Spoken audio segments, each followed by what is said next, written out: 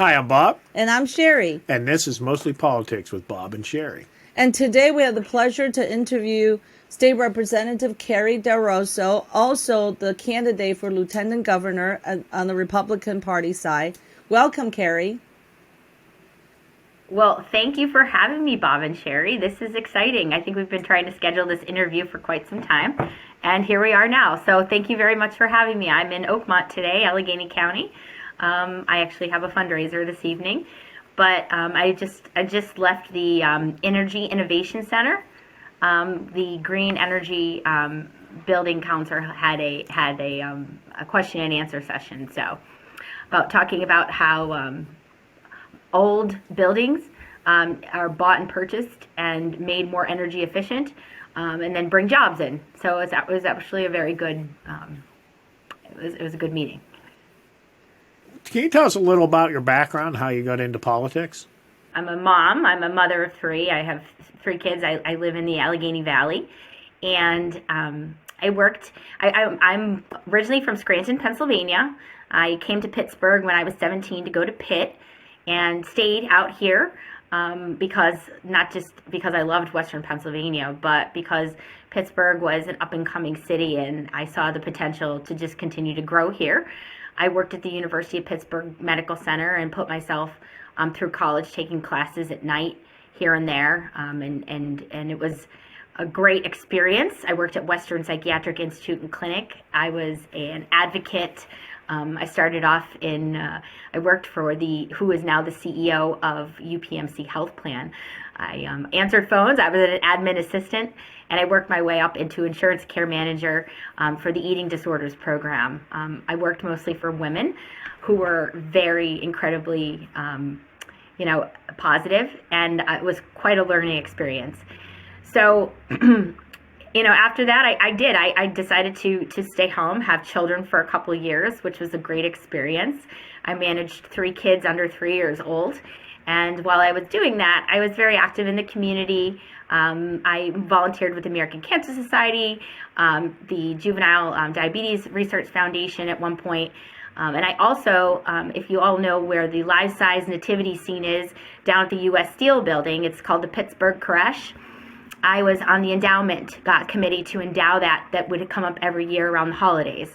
So I was kind of actively involved behind the scenes for a long time.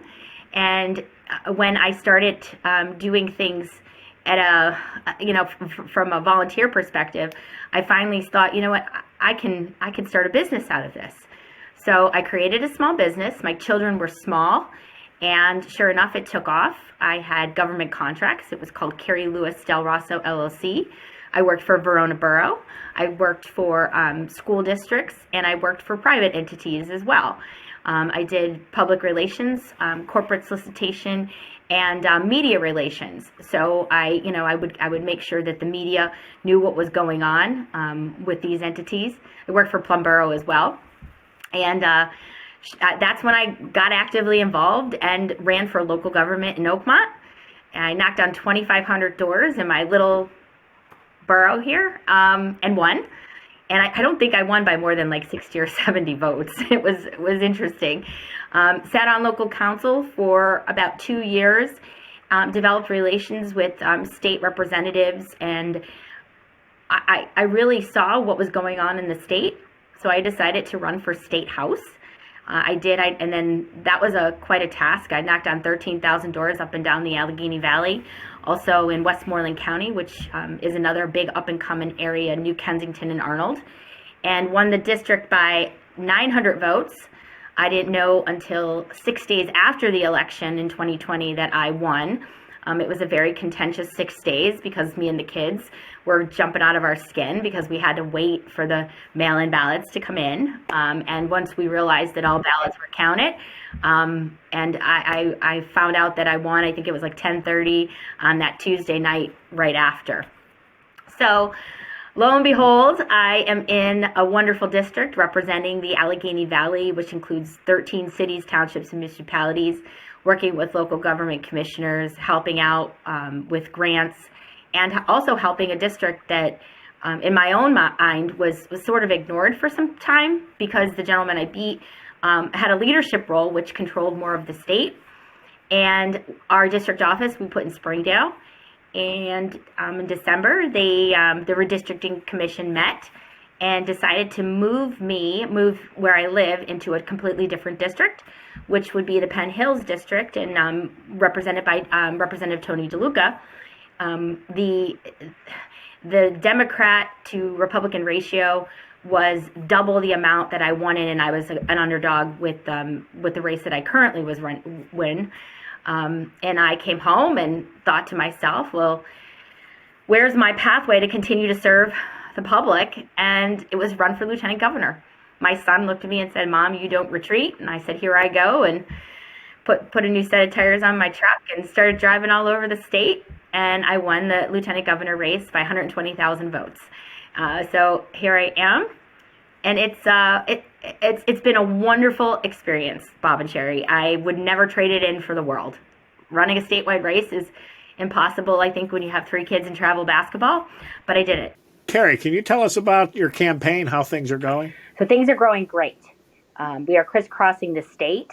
Some days I have to ask myself what day it is and what county I'm in, but it's been wonderful. And I'll just go over just my week, this past week with you. Monday and Tuesday, I was up in the Northeast. I started out, I got to Montour and Danville, and then I went to Columbia. I went to the Bloomsburg Fair. Ended up in Lackawanna that evening. My family still lives in Lackawanna, so I still get to go up there and see my mom and my dad and my 95-year-old grandmother, and my brother, of course. And then so then the next day, we spent the day in Monroe and Pike. And what a great just meet and greets, going and talking to business owners throughout the Pocono Mountains. Ended up in Milford, PA, which is the county seat of Pike County, which is absolutely beautiful. I have to tell you, what a great place. The women's organization up there had a little meet and greet and an event for me, which was 75 people turned out at 5 o'clock on a Tuesday night, and everyone wanting to hear from me. And look, that energy, that positive energy that we can continue to grow, myself and Senator Mastriano. He did a tour yesterday. I think he was in Mifflin, Clinton. He was like in the upper tier, I think Tioga, and hundreds of people are showing up. Now, some people, like some places are tough, but what the biggest thing is people are showing up that want to meet him. They want to meet me. They want to hear what we're doing. And the one thing that we're going to do is we're going to make Pennsylvania the place that it is. After these shutdowns that we've all witnessed, we've seen, and Sherry, you were a local business owner. Local business owners were juggling to stay afloat, and now they're juggling to stay afloat because of inflation.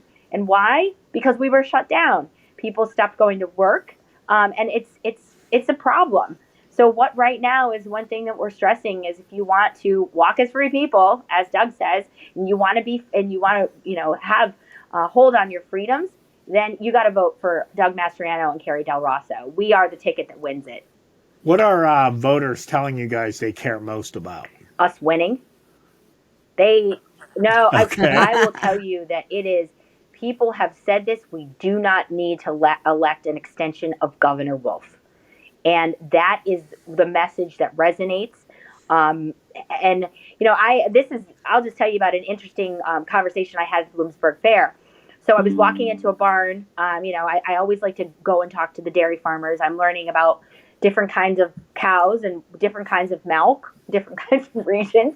And the two people that came up to me, they are dairy farmers, but they also work in the public sector. They're ASME workers. And they said to me, we're being threatened and we're being told that Doug Mastriano is going to shut down our jobs.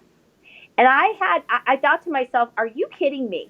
So if someone is going to be threatening people, they're going to lose their job. I mean, come on. Like right now, we're in a labor crisis.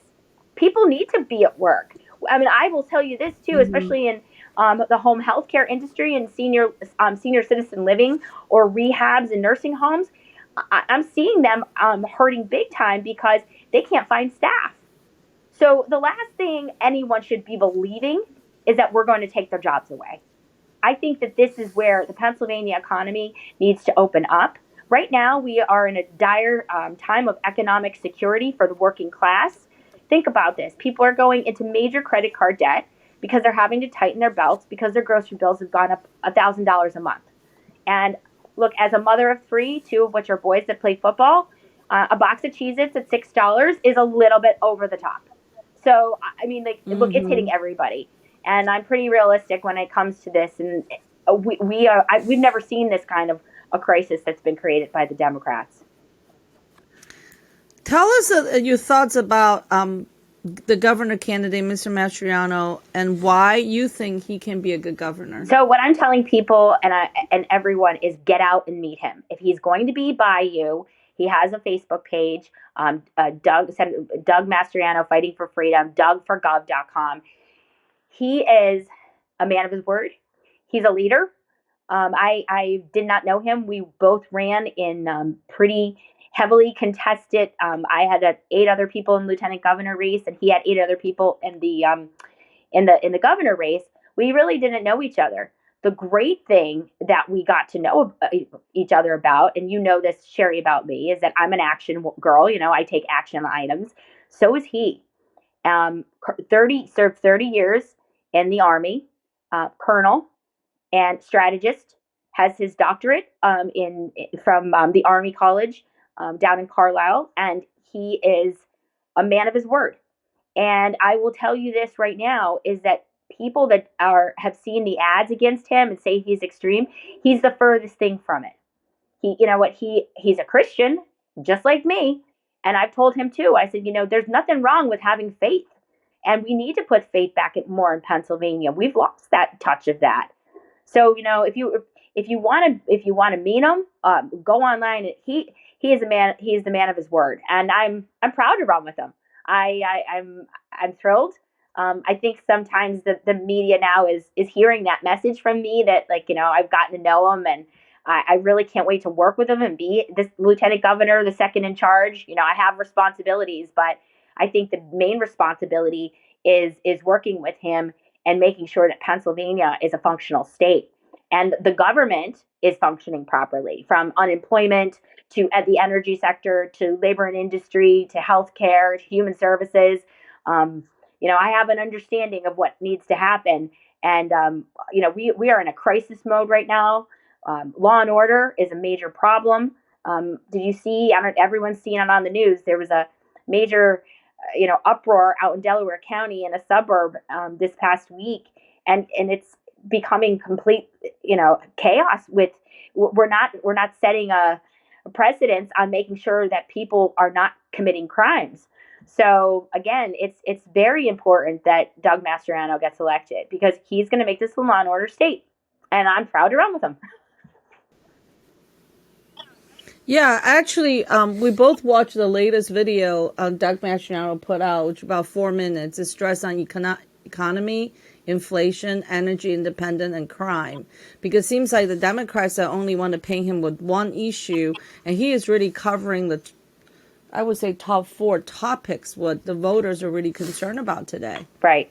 And look, I will say this right now, is that, we have, I'm a mother of 3, and I will say this out loud. Economically, we need to be paying attention to making sure Pennsylvania is a functional state. We need to make sure people get a handout when they need it, but they don't need to live on it. That's what unemployment was set for. Growing up in Scranton, Pennsylvania, my American government teacher, who is a Democrat, a union Democrat, always would say there are no free lunches.